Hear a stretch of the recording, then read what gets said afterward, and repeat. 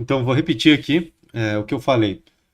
Para quem nunca viu impulso ou não está dominando bem a parte de dinâmica, o que eu disse é para não se prender muito aos cálculos. Eu trouxe umas 4 questões aqui, mas eu não vou ficar muito em cima delas, tá? Eu vou resolver bem, de uma maneira bem superficial por cima, tá? Porque no arquivo está bem no passo a passo para vocês. Eu vou só tirar alguma dúvida pontual de vocês. E mas o mais importante é a teoria. A teoria, a ideia do que é um impulso, e aqui eu já introduzo a parte de colisões, né? Então eu acredito que colisões, vocês entendendo bem a parte teórica que eu vou falar aqui, a ideia, né? Eu vou tentar dar alguns exemplos e vocês peguem a ideia da teoria.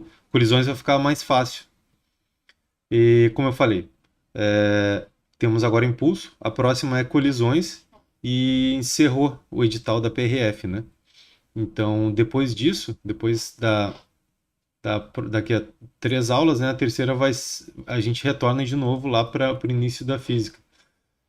E daí sim, o que vai acontecer? Eu vou me aprofundar um pouco mais em algumas coisas que eu acabei sendo superficial, até porque essa primeira foi uma introdução, né? Primeira transmissão aqui das aulas, que daí fica para vocês por uma primeira assistir uma primeira vez, começar a evoluir um pouco, né? E agora eu vou começar a focar cada vez mais em questões e aprofundar alguns conceitos que talvez vocês não tenham entendido, né? E o que eu falei, alguma dúvida antes da gente começar aqui?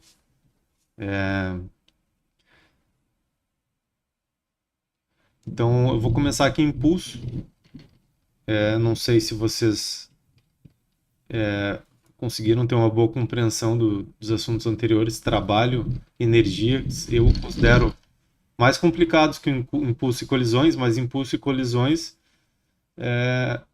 vocês vão ter que dominar os assuntos anteriores, né? E é mais importante para o edital, para a realidade do concurso, essa parte, impulso e colisões principalmente, né? Até para a própria atividade. Então, começando aqui, vão me mandando aí dúvidas aí. Então, a gente começa aqui com quantidade de movimento de um ponto material. Então, isso aqui está diretamente, né? Ligado a quê? Há dois cenários, tá? Imaginem o quê? Sempre vem aquele exemplo do airbag, né? Em um acidente de carro, numa colisão. E isso vai ser aprofundado, bem mais aprofundado na próxima aula, que são colisões. Mas eu preciso passar uma ideia básica aqui de colisão, até porque vai entrar impulso, né, nisso. A ideia do impulso.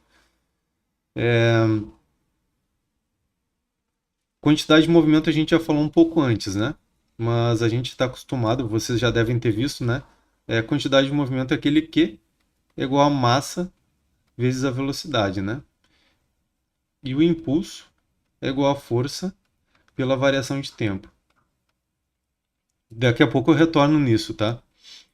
Mas então, a nossa definição de quantidade de movimento é o movimento de um ponto material, né? Como sendo, isso aqui é o mais importante, ó. Porque eu vou dar um exemplo para vocês e eu quero saber, quero que vocês me digam. Ele é uma grandeza vetorial, tá? Dada pelo produto entre a massa e velocidade, tá? Quantidade de movimento é igual a massa vezes velocidade. Imaginem aqui, eu tenho uma parede, eu tenho uma bola. Eu vou jogar essa bola, né? Com um impulso, mas não vem no caso aqui, eu quero saber sobre a quantidade de movimento. A bola foi em direção à parede. Digamos que a bola tem 1 quilo, para facilitar aqui. E ela tem uma massa de 1 quilo e uma velocidade de 5 metros por segundo, tá? Então ela atingiu aqui a parede e voltou. E digamos que não perdeu energia, né? Quantidade de movimento aqui, quantidade de movimento inicial e a quantidade de movimento, né? Digamos que final aqui, né? Teve essa aqui e depois, digamos que ela não perdeu, né? Ela voltou com esses mesmos 5 metros por segundo. A minha quantidade de movimento aqui, né? Temos a variação da quantidade de movimento. Qual que é a resultante aqui? Conseguem ver a resultante?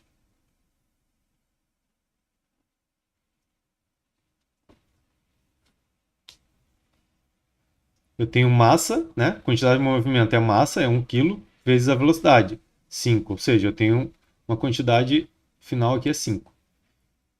E aqui também é 5. Qual que é a minha resposta aqui? Na minha variação da quantidade de movimento, né? Quantidade de movimento inicial e final.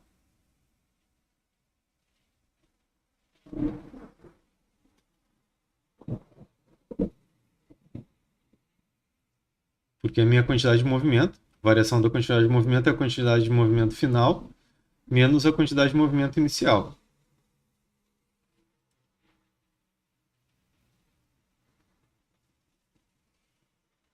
Alguém arrisca aí? Eu preciso que vocês pensem e vejam a ideia disso aqui, para a gente continuar.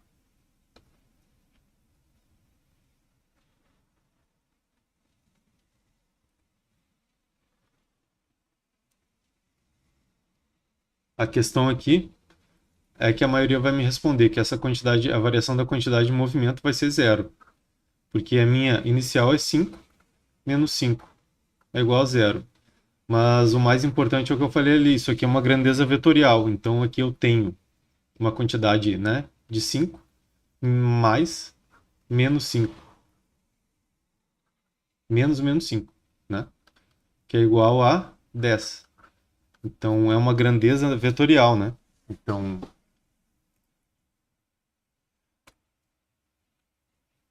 temos aqui, né, a massa em quilogramas e velocidade em metros por segundo no sistema internacional, vezes não, dividido.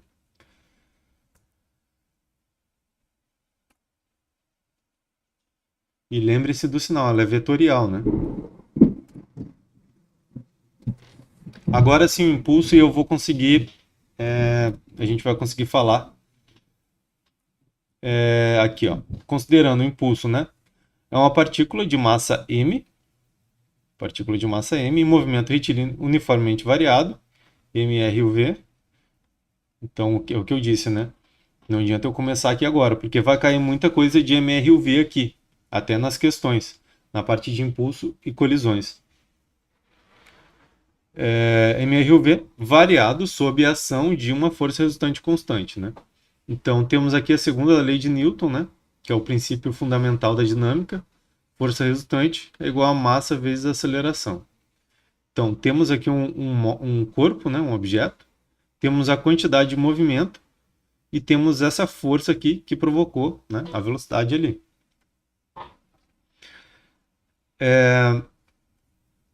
Deixa eu colocar aqui direto o impulso da força, né? O impulso, como eu falei, a gente está acostumado a ver em aulas e nos cursinhos, que impulso é simplesmente isso aqui, a força vezes variação do tempo. Beleza, decora essa fórmula e procura nas questões esses dados que vocês vão chegar ao resultado final. Mas eu vou mostrar de onde é que vem isso aqui, né? Então aqui eu estou mostrando, temos aqui uma força que ela provoca, né, uma velocidade, uma aceleração e essa quantidade de movimento. Então sabemos que a força, conforme a segunda lei de Newton, força é igual a massa vezes a aceleração. Então eu sei que a aceleração, né, a aceleração é igual à variação da velocidade dividido pela variação do tempo. Isso em mRUV a gente já viu isso, né? Então eu tenho massa vezes variação da velocidade dividido pela variação do tempo. Passei o tempo lá para o outro lado. Então vai ser força resultante, né? Força vezes variação do tempo é igual a massa vezes a variação da velocidade. E vocês lembram que a minha quantidade de movimento é massa vezes velocidade? Então aqui eu tenho aqui, ó, eu tenho minha quantidade de movimento. E aqui eu tenho impulso. Aqui é o meu impulso da força. Então, a variação, né? Eu tenho uma variação da velocidade aqui, que eu tenho uma velocidade inicial e uma velocidade final, vezes a massa. Porque o meu ΔV, para quem não viu ainda ou não lembra, é minha velocidade final menos velocidade inicial. Então, por isso eu tenho aqui minha massa, porque ela é a mesma, vezes velocidade final menos massa, vezes velocidade inicial. E aqui eu tenho, né, uma quantidade de movimento menos uma quantidade de movimento inicial. E aqui eu tenho a força vezes variação do tempo. E isso é o meu impulso. Ou seja, o meu impulso é igual à variação da quantidade de movimento. Conseguiram captar até agora aqui? Porque isso aqui está diretamente relacionado ao que eu vou explicar para vocês sobre colisão, né? O impacto, né? Impulso, colisão, o impacto, a deformação de um carro, por exemplo, o funcionamento do airbag, ele está diretamente ligado a quê? A minha variação do tempo. Vocês estão recebendo bem aí o áudio?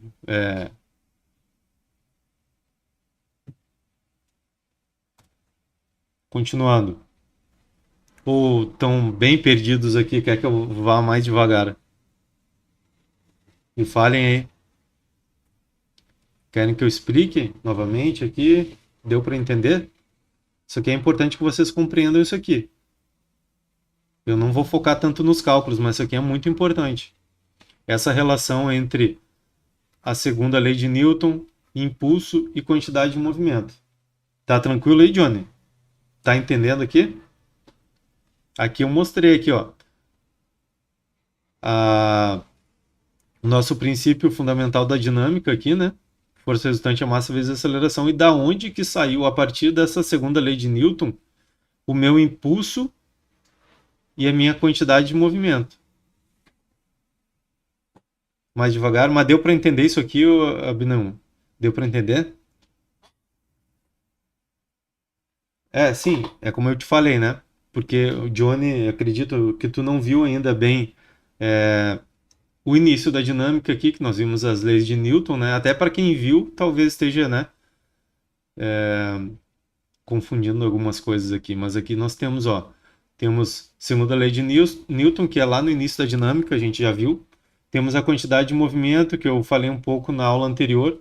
Impulso, a gente está vendo agora. Aqui temos mRUV, que vimos lá em cinemática.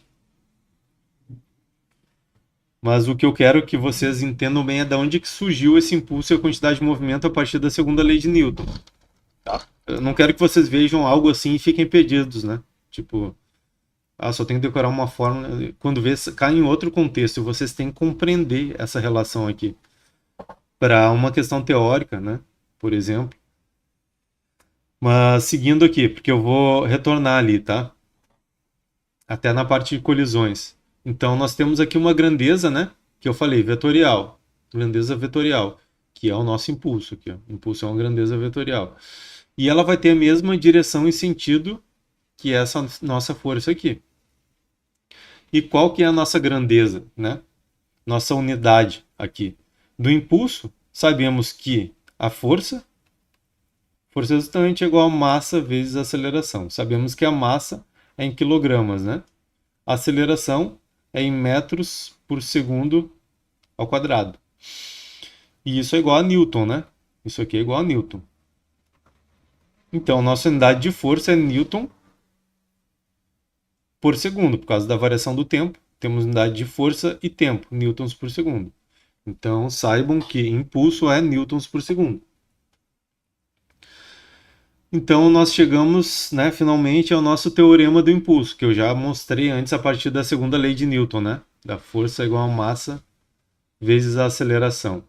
E nós desdobramos em massa sendo a aceleração velocidade por tempo, delta V por delta T, vai ser igual a força. Passei o meu delta T para lá, meu tempo, né? Então eu tenho um delta V vezes massa, que é delta, é igual a força vezes delta T. Então aqui eu tenho uma quantidade de movimento. Variação, né? E aqui eu tenho impulso. Força pela variação do tempo. Impulso. Então tá aqui. Meu impulso é igual à variação da quantidade de movimento, que é a quantidade de movimento final menos quantidade de movimento inicial. E aqui eu tenho o quê? Tenho minha massa vezes velocidade menos massa vezes velocidade inicial. Beleza? Esse é o nosso teorema do impulso. Agora sim o airbag, né? Agora eu quero que vocês peguem bem a ideia e a gente vai partir também para a ideia lá da deformação entre veículos. Vocês já viram algo sobre isso? Uma colisão entre um carro e um muro, dois carros? Digam aí, o que é melhor? O que seria melhor se eu tivesse um carro? Eu ter um carro, por exemplo, que não deformasse, com estrutura extremamente rígida, que, por exemplo, eu tô a 150 por hora e vou bater em um poste ou em um muro. E que esse carro não sofra nenhuma deformação. Esse seria o cenário ideal para mim? Diga aí. Johnny, Abneuma, Chayane, digam aí. Esse seria o ideal? Eu ter um carro que, ao sofrer um impacto, ele não deforme? Não, sim, entendi, Johnny. Mas isso não entra nem tanto, né? É lógico, né? Se tiver, por exemplo, eu tô em um carro, tô andando numa via e vem outro carro na contramão, né? E eu tenho uma colisão frontal. Lógico, é diferente de eu bater em um muro, né? Colidir com um muro. Mas nesse sentido, não é nesse sentido que eu tô perguntando no caso de o teu carro. Se tu colidir com alguma coisa, seria ideal que o teu carro não tivesse, por exemplo, um material que não se deforme. Ou seja, eu não estou nem preocupado, eu posso colidir que meu carro não vai amassar, não vai deformar. Isso é uma coisa boa ou ruim?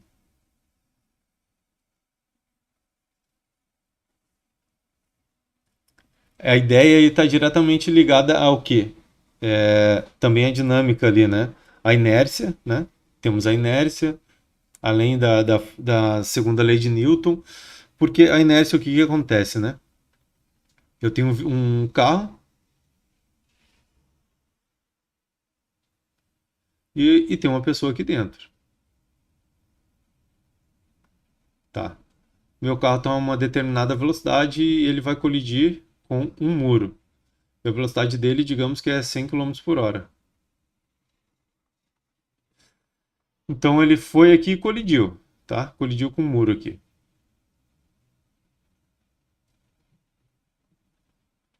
O que, que vai acontecer nesse momento aqui? O meu carro, esses 100 km por hora, ele vai reduzir a zero, né? Ou seja, eu tenho uma velocidade de 100 que vai tender a zero.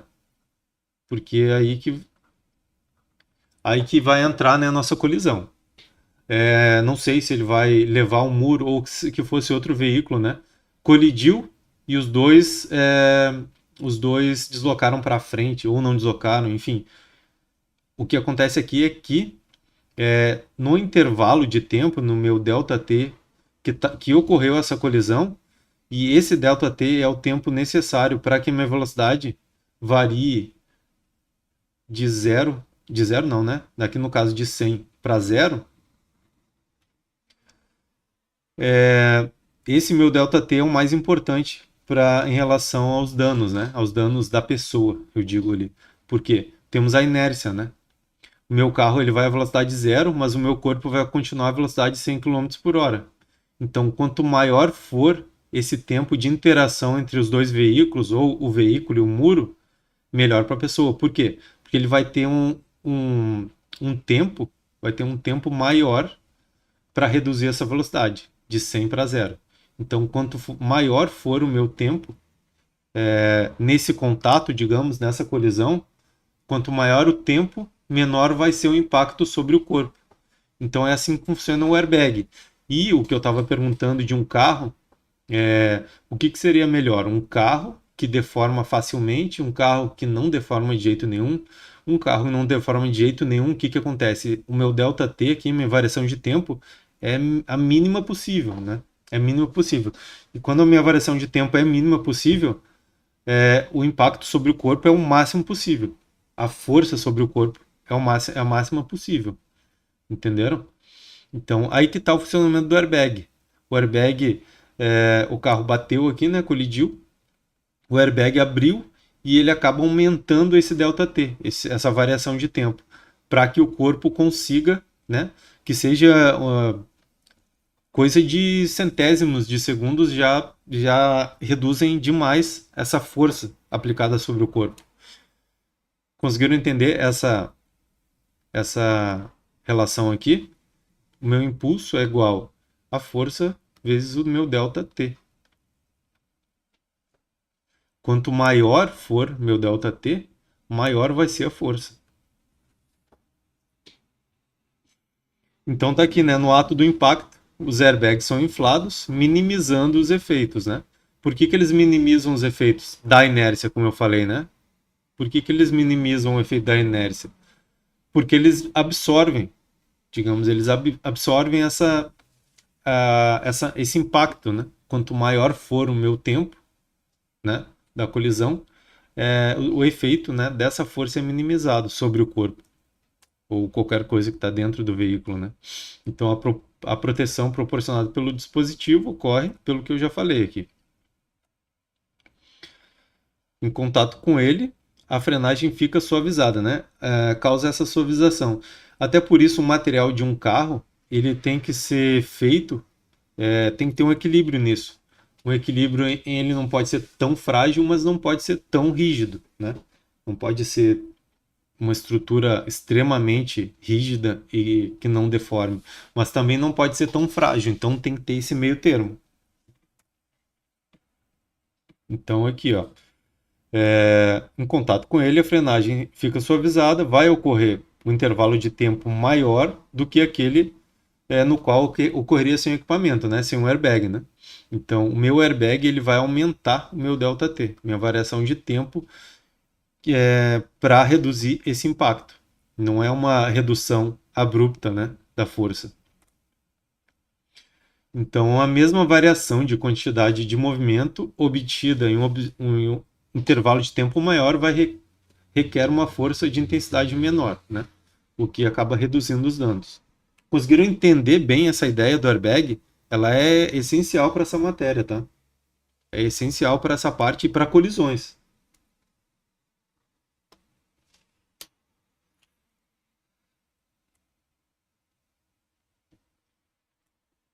É o que eu falei aqui, ó. A ideia geral é qual? E a gente acredita, né, que um carro seguro ele é aquele que não vai deformar quando colide, né? O bom disso aqui só vai servir financeiramente, porque eu não preciso arrumar o carro, mas aí eu vou estar morto lá dentro, provavelmente, né? Eu vou estar bem machucado. Então, aqui, ó, é um critério exclusivamente econômico, né? De quem pensa apenas nos custos, porque a deformação do carro durante a colisão é a melhor coisa que tem para que reduza essa força do impacto, né, interno na pessoa ali. Aí temos o que? O cinto de segurança, temos o airbag e temos a deformação do material do carro. Tudo isso ajuda ao corpo não ser tão atingido, né? Tão afetado por, por esse impacto, né?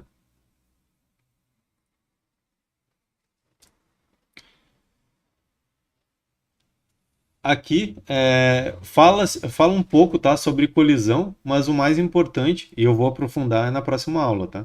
Não vou aprofundar muito aqui, eu só quero inserir um pouquinho a ideia da colisão. Que o raciocínio é o mesmo do airbag ali. Mas agora temos, né, colisões inelásticas, temos dois carros, né, eles podem colidir, ficar parados, podem colidir e continuar o movimento, enfim. E isso vai ser mais na próxima aula. Então, para uma colisão, né, temos aqui uma brusca variação da quantidade de movimento. Quanto maior for o tempo de contato, né, como eu já falei, menor, ó, maior o tempo de contato, né, o meu ΔT, menor vai ser a minha força que os ocupantes, né, do veículo vão receber ao colidirem contra o painel ou contra o airbag ou para-brisa, né?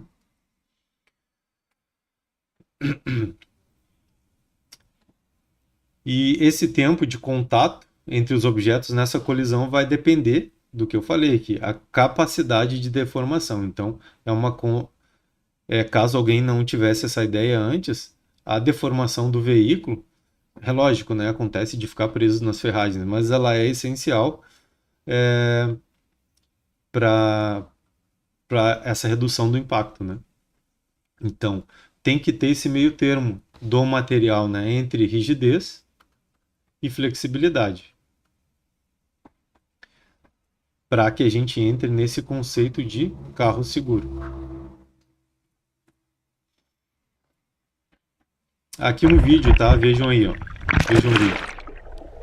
Tem um mergulhão, viram ali?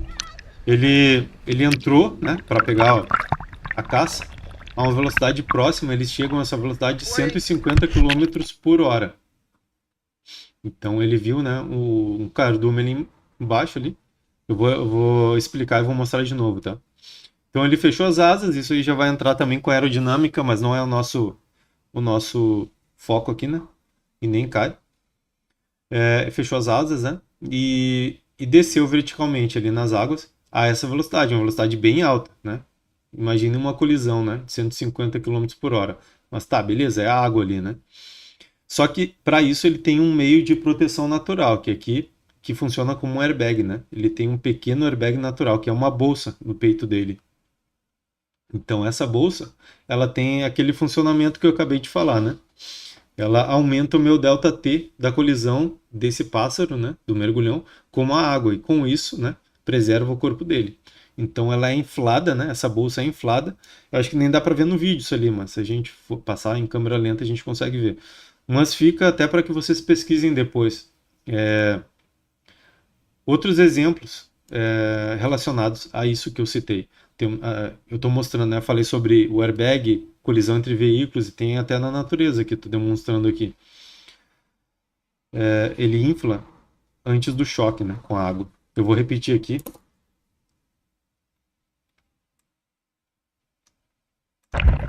Ó. Realmente só câmera lenta vai dar para ver. Mas deu para conseguiram compreender a ideia aí, né?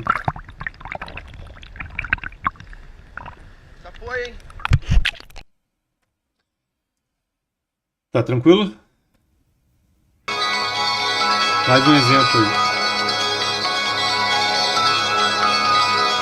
Isso aí é excelente.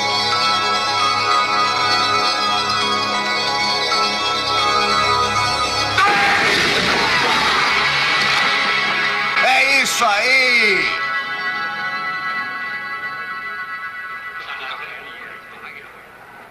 Que filho da mãe! Isso é suficiente para vocês? É uma honra para nós. Tá na cara que é uma honra. Toca aqui, Frank. Beleza de golpe.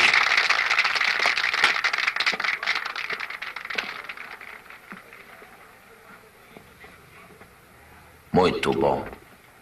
Mas tijolo não revida. Então, quem já viu, né? Já viu, eu acho que umas 300 vezes esse filme e continuo vendo. Tem um excelente exemplo dessa parte de impulso, quantidade de movimento, deformação, né, colisões. Então, me digam aí. Ele fala, né, que o tijolo não revida, mas revida, né? Temos o princípio lá da ação e reação, né? Mas, enfim. Então, vocês viram que esse tipo de técnica, ele requer, né, esse meu ΔT aqui. Meu ΔT sendo o tempo mais curto possível. Ou seja, se eu for dar um soco em um tijolo e for extremamente rápido, é completamente diferente de eu fazer o mesmo com uma velocidade e ΔT maior, né? ΔT maior ou menor vai fazer total diferença em relação à deformação, né, do tijolo, no caso ali, e força do impacto, né? Nossa força resultante. Esse é um exemplo aqui. A execução rápida, né, torna muito breve, né, o tempo de contato e, consequentemente, essa nossa força aumenta. Então, eu vou ter um tempo extremamente baixo e vou ter uma força extremamente alta.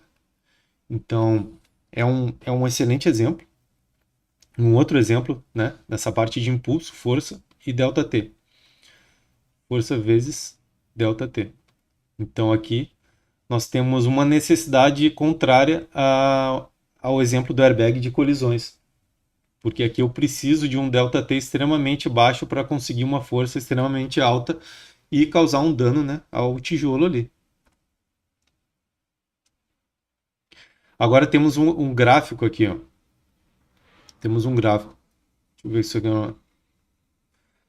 Esse gráfico também aqui vai aparecer numa próxima questão aqui. Nós temos o gráfico aqui de força por tempo. Então, vai ser bem comum esse gráfico nessa parte da matéria, né, em questões aí. questões CESP, vestibular. É bem comum em qualquer natureza, né? Seja qual for a banca. Então é importante que vocês entendam e interpretem isso aqui. Temos aqui força, né? De zero e tende, né? Vai aumentando a força e aqui o tempo, né? Então temos aqui esse espaço entre o T1 e T2, que é a nossa variação do tempo. Ou seja, isso aqui considere que é um tempo, né, relativamente curto. Relativamente curto. Porque esse é o tempo de contato, né? Que a gente está falando aqui sobre a quantidade de movimento, né? Então aqui eu tenho, digamos que isso aqui dure centésimos, milésimos de segundo, esse T1 para T2, tá? O meu ΔT. E aqui eu tenho contato, né? Eu tenho a força encostando, né? Ou colidindo, e ela vai aumentando, aumentando, aumentando, e cessa o contato. E vai a zero de novo, né? Então aqui temos a demonstração. Essa área aqui, dessa figura, ela representa o nosso impulso, tá? Porque impulso é igual a ΔT, né? Variação do tempo vezes força, ou força vezes variação do tempo, não vai fazer diferença.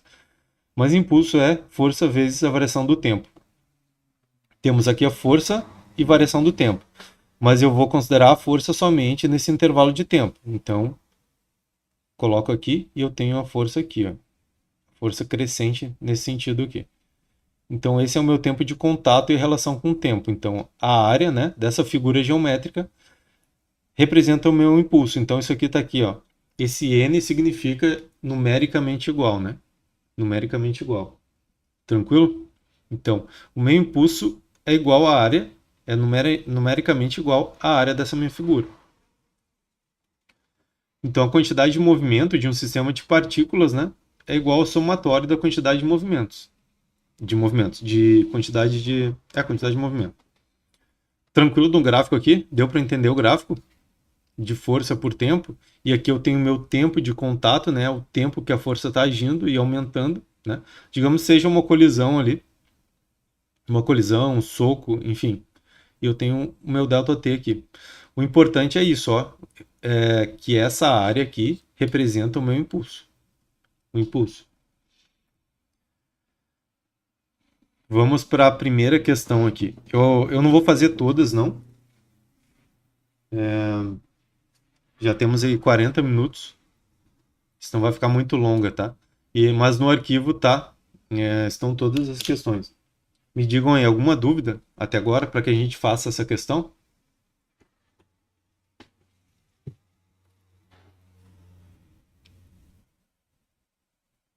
Então temos aqui, né, um exemplo, né, no jogo da Alemanha-Brasil em 2014. Tá, temos o jogador aqui e nessa jogada ele recebeu um cruzamento e matou a bola no peito. Aqui, ó, ele recebeu a bola e amorteceu a bola, né? Então, amorteceu a bola voltou. E ele chutou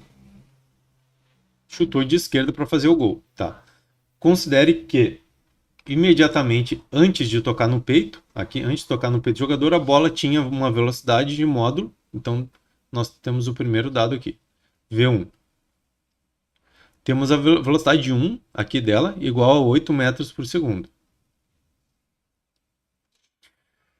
Em uma direção perpendicular, tá aqui, ó. Perpendicular o ângulo de 90 graus. Perpendicular ao seu peito e que, imediatamente depois de tocar o jogador, sua velocidade manteve-se perpendicular ao peito do jogador, porém com o módulo V2. Tá? Ela voltou perpendicular novamente, só que agora eu tenho uma velocidade V2, né?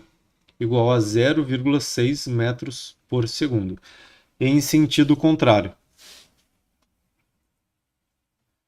Tá, temos esses dois dados só até agora, tá? A velocidade antes da bola bater no peito dele e depois. Admita que nessa jogada a bola ficou em contato, isso é importante, né?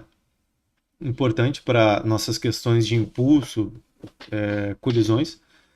A bola ficou em contato com o peito dele por 0,2 segundos.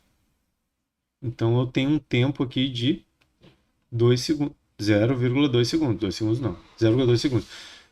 Nesse intervalo de tempo, a intensidade da força resultante que atuou sobre ela variou em função do tempo, conforme o gráfico. Aí vem um gráfico ali, né? Então vocês vejam que é o mesmo gráfico, né? Parecido, né? Não é o mesmo com o que eu mostrei antes. Porque o que acontece aqui? Aqui eu tenho uma força zero, né? Isso é o impacto, né? Da bola com o peito dele. E eu vou ter uma força máxima. Mas é a mesma coisa aqui, ó. Eu tenho força por tempo. E o meu impulso é igual a força vezes meu ΔT. Considerando aqui um novo dado também, que a massa da bola é 0,4 kg, é correto afirmar que nessa jogada o módulo da força resultante máxima que atuou sobre a bola, então aqui ó, eu quero saber o meu módulo da força máxima, é igual em newtons. Então, o que tem aqui? Eu tenho de 0, meu ΔT, a 0,2 segundos. Então, esse 0 a 0,2 é o quê? Está aqui, ó. A bola é o tempo de contato da bola com o peito dele. 0,2 segundos. Então, esse aqui é o meu tempo que a bola ficou em contato com o peito. E essa é a ação da força no peito dele, tá? Considerando que durante esse momento aqui, ó, essa minha seta da força aqui, a força ela vai aumentando, porque bateu no peito dele, né? Bateu no peito dele e aqui ela começa a reduzir e tende a zero novamente. Então ele quer saber qual que é o valor dessa força máxima aqui. Qual que é o valor? Alguma ideia aí? Temos nossa quantidade de movimento, né? Quantidade de movimento inicial e quantidade de movimento final. Lembrando que para essa quantidade de movimento é massa vezes velocidade. Temos uma massa igual, né? A massa da bola. Se eu não me engano é 0,4 kg, né? Só que nós temos a velocidade diferentes. Temos essa velocidade aqui, é 8, né? E temos a velocidade 2 aqui. Vamos colocar VA, VB ou V1, V2, que é 0,6. E essa aqui eu acho que é 8, né? Metros por segundo. 0,6 metros por segundo. Então temos duas velocidades diferentes. Então nós temos um ΔQ aqui. Porque, ΔQ, não ΔT. Porque temos quantidade final menos a quantidade inicial.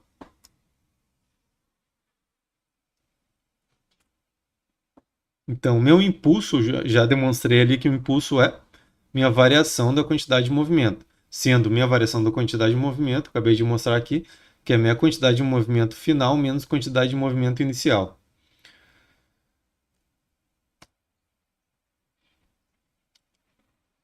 Então, como os vetores eles vão ficar na mesma direção e no mesmo sentido, né? Temos mesma direção e mesmo sentido.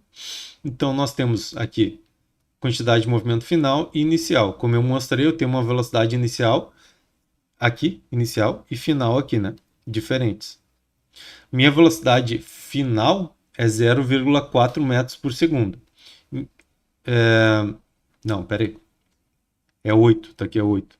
Porque olhem aqui, ó, isso aqui é massa, porque a massa é a mesma, né? Aqui eu tenho velocidade final mais velocidade inicial.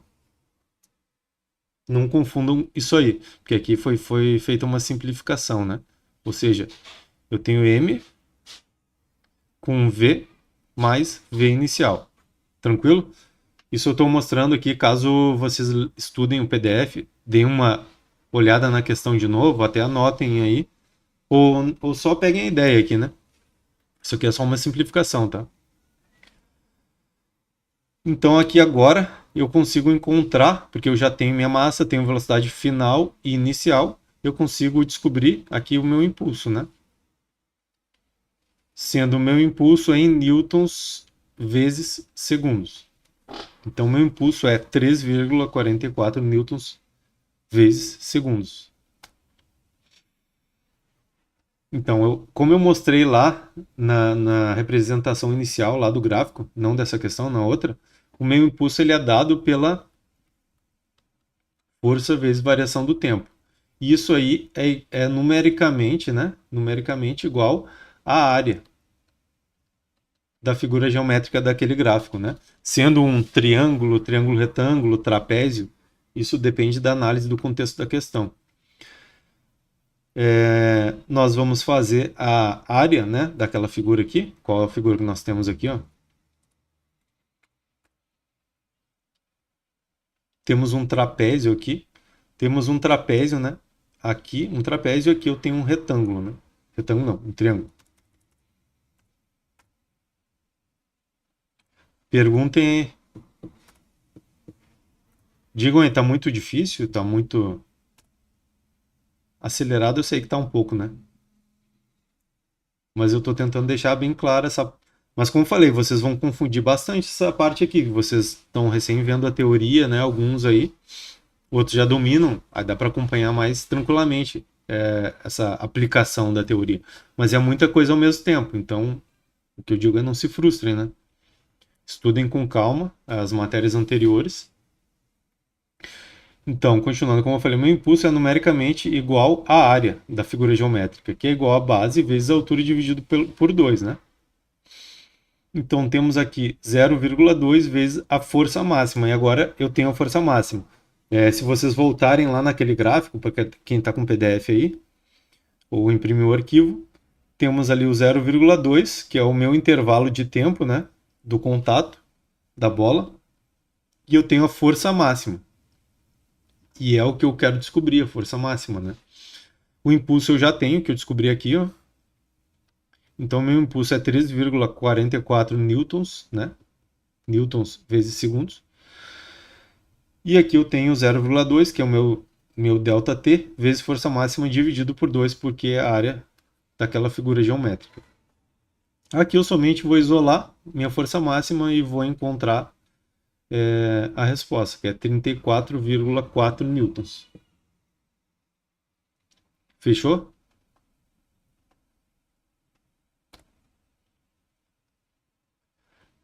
Vou tentar fazer mais rapidamente isso aqui, porque ainda tem mais um pouco de teoria. Mas me digam aí, por favor. Então, nossa figura aqui, ela ilustra uma visão superior de uma mesa de sinuca, tá? E tem bastante questão também com esse tipo de exemplo, né, de sinuca. Isso na parte de impulso e colisões. Onde a bola de massa. Isso aqui eu vou até falar um pouquinho desse enunciado por causa disso aqui, tá? E cai em questões. É capaz de vocês acharem que é erro de digitação. A bola, né, ela tem 400 gramas. Ela atinge a tabela com um ângulo de 60 graus. Tá? Com a normal.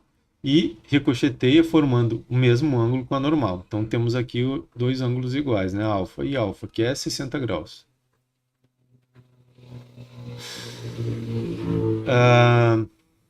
A velocidade da bola, de 9 metros por segundo, altera apenas a direção do movimento durante o choque, que tem uma duração de... Então isso aqui é uma duração, é o que? É tempo, né? Mas aí tem questões que vai aparecer isso aqui, duração de... E pode ser interpretado como 10 metros por segundo como velocidade, mas não, isso aqui é 10 milissegundos, tá? Que é 10 a menos 3 segundos. É 10 milissegundos. Porque é bem comum esse tipo de notação em questões de colisões, né? Porque o intervalo ΔT ele é extremamente baixo, né? O meu tempo de contato, o tempo de colisão, né? O tempo de contato entre os dois é muito baixo. Então eu tenho decimal com expoente negativo aqui, né? Milissegundos, nesse formato. A partir dessa situação descrita, a bola exerce uma força média da mesa de... Então eu quero saber a força média na tabela da mesa. Tem um ângulo, tem velocidade inicial e final. Velocidade 1, velocidade 2, né? E tem o meu ΔT. Qual que é a força média? Essa aqui é mais simples até do que a questão anterior. Então eu tenho a quantidade de movimento inicial e quantidade de movimento, né? Antes e depois, digamos, né? Para a gente não confundir. É a quantidade de movimento antes e depois, inicial, final. Eu tenho em módulo, né? Então, temos aqui o nosso impulso igual à variação da quantidade de movimento, sendo nossa variação igual à quantidade inicial menos a final menos inicial, né? Então, temos em módulo aqui, que é soma menos quantidade inicial, aqui.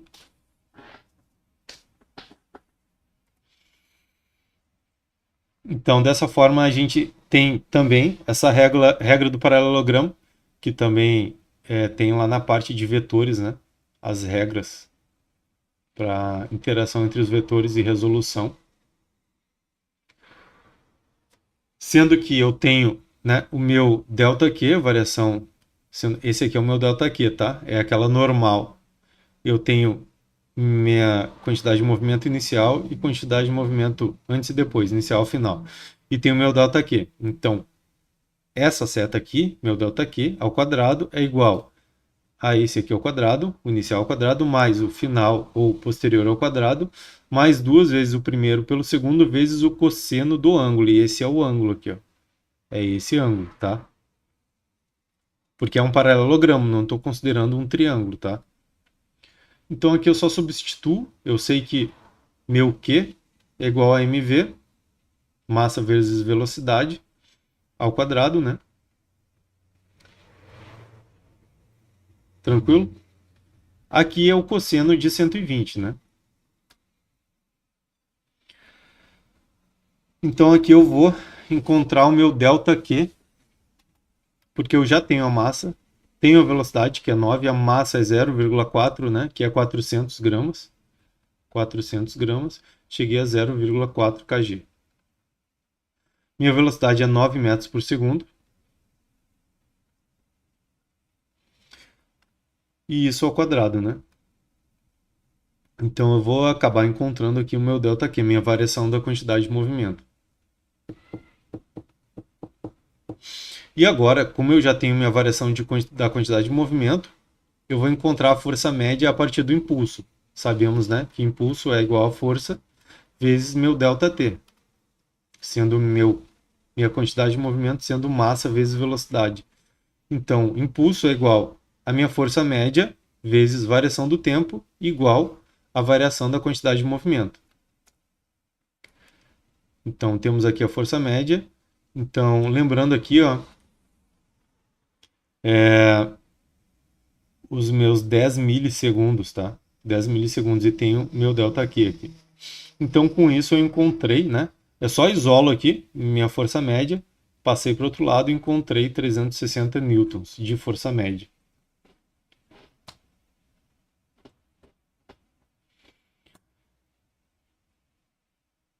Digam aí qual nível de dificuldade nessas duas primeiras questões.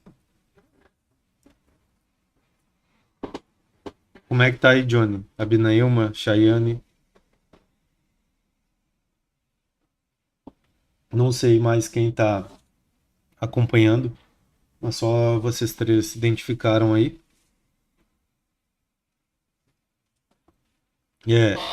A gente pode retomar qualquer coisa aqui durante a transmissão que vocês estejam sentindo dificuldade aqui para compreender o que eu estou falando.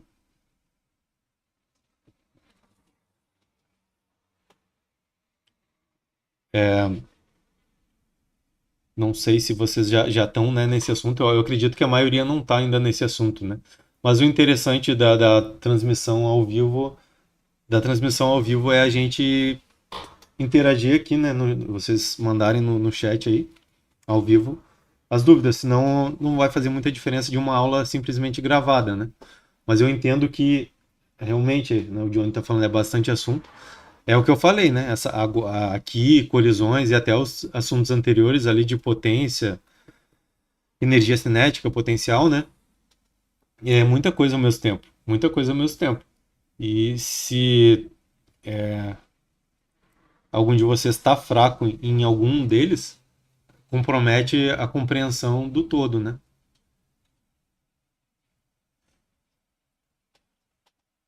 Mas Abdão falando, né, que está tentando pegar a base, a teoria, mas é o que eu falei, eu até falei antes, né, para não quem está com alguma dificuldade ou não está bem forte, impulso, né, ou a partir de trabalho ali, que a gente viu, não se apavore com essas questões aqui.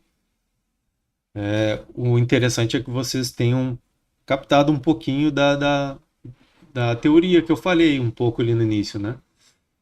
Que estejam compreendendo um pouco melhor aqui, uma ideia melhor aqui sobre um impulso, né? Que é força vezes meu ΔT. O papel desse ΔT, né? O papel do tempo nessa parte de impulso e colisão. Que isso tudo está relacionado à quantidade de movimento, né? Que é massa vezes velocidade. Né? A minha variação da quantidade de movimento. Só isso aqui, vocês compreendendo isso aqui, né? Não, se desprenderem um pouco de somente decorar essas fórmulas e começarem a compreender elas, já é um grande passo para começar a estudar isso.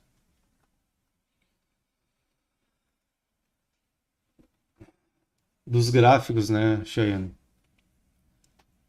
Os gráficos, né? Qualquer gráfico até lá da cinemática envolve a geometria plana, né? Mas mais do que isso, é o nosso plano cartesiano, né? Nós vemos primeiro o plano cartesiano, né? Duas grandezas interagindo ali, nesse caso força e ΔT. E com isso temos uma figura geométrica que vai ter uma área numericamente igual ao impulso. Assim como a gente fez isso na cinemática.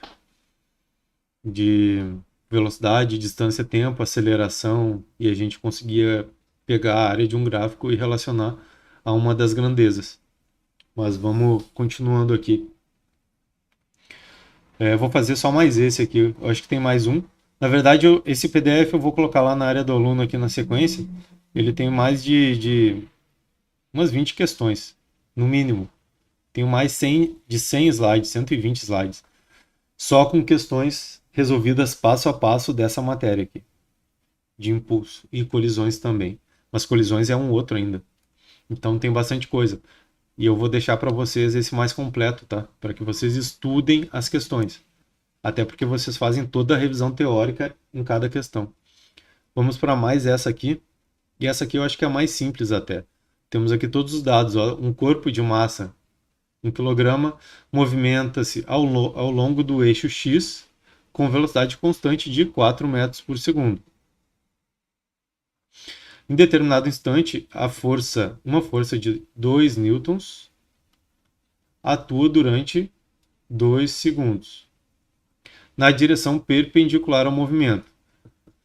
A velocidade resultante do corpo apresentará valor em metros por segundo e direção em relação ao eixo X dado por... Aí temos as alternativas aí. De velocidade, né, e do ângulo. Então, aqui lá no nosso teorema do impulso, né, impulso é igual à variação da quantidade de movimento, que é igual a quantidade de movimento antes menos quantidade de movimento depois menos antes. Final menos inicial. Eu não coloco aqui o vetor, né, mas é vetorial. Cada um deles são grandezas vetoriais. E isso faz toda a diferença naquele exemplo que eu dei no início, tá? Então temos aqui o que eu fiz aqui. Aqui eu isolei, né, a minha quantidade de movimento posterior, né, aqui. Então ela é igual a impulso mais quantidade de movimento inicial. E temos um impulso perpendicular agindo sobre o corpo, porque nós temos o inicial aqui e temos o impulso. Ele é perpendicular, isso significa o quê? Tá aqui, ó, 90 graus com esse aqui. Beleza? Então temos essa figura geométrica aqui agora, ó. Temos o que aqui? Um triângulo retângulo, ó.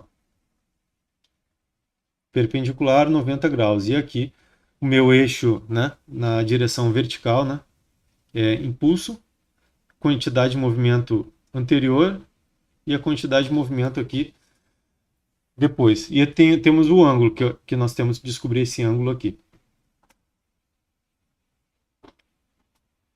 Eu vou até colocar novamente aqui para que a gente acompanhe. Impulso. Tá, e aqui é o nosso triângulo retângulo. Então aqui, teorema de Pitágoras, né? Considerando isso aqui um triângulo retângulo. Esse meu Q inicial, tá? Minha quantidade de movimento aqui, é o meu... Temos o ângulo aqui também, que não sabemos também ainda. Ele é o meu cateto adjacente, tá?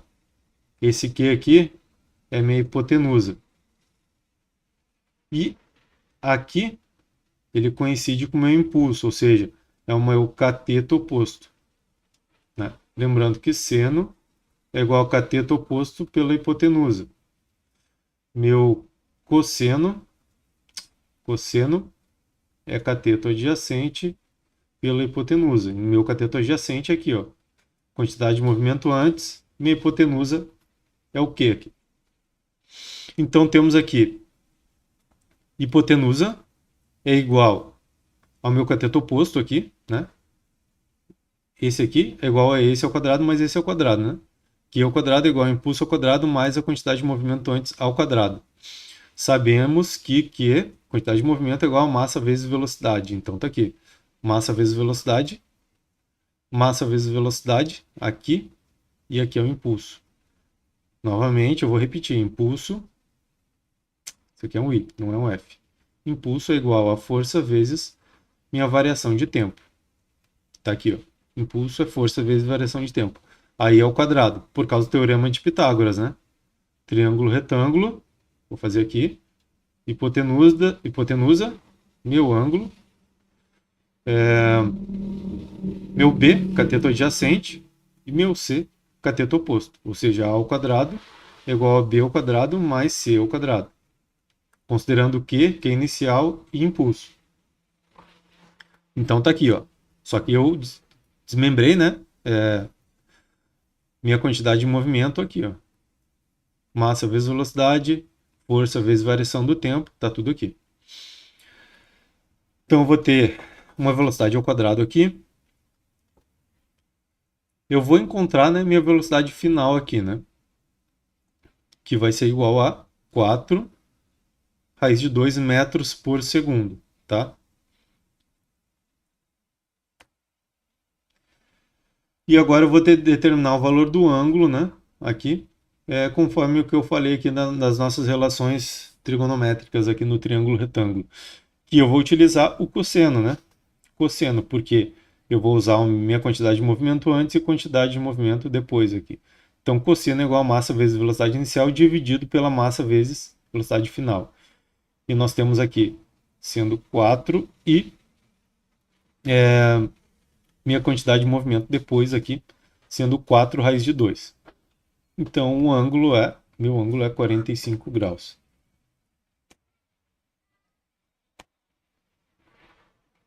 Eu vou passar essa questão aqui. Vocês acompanham.